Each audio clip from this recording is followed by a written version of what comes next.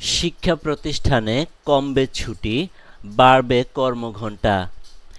বিভিন্ন আন্দোলন, দুর্যোগ বা প্রশাসনিক সিদ্ধান্তে অতিরিক্ত ছুটি যুক্ত হয়ে শিক্ষার্থীদের ক্ষতি হচ্ছে। শিক্ষণ ঘাটতি বাড়ছে, তাই দেশের সরকারি বেসরকারি সব প্রাথমিক ও মাধ্যমিক স্তরের শিক্ষা প্রতিষ্ঠানে বার্ষিক ছুটি কমানোর পরিকল্পনা করছে সরকার। একই সঙ্গে স্কুলগুলোতে কর্মঘণ্টা বাড়ানোরও চিন্তা করছে। তবে এসব পরিকল্পনা আগামী শিক্ষাবছর থেকে বাস্তবায়নের সম্ভাবনাই বেশি।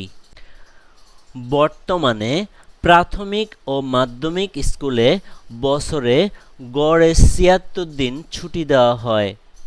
এই ছুটি ১৬ থেকে ২০ দিন কমিয়ে ৫৬ থেকে ৬০ দিনে নামিয়ে আনার প্রস্তাব দেওয়া হয়েছে বলে জানা গেছে।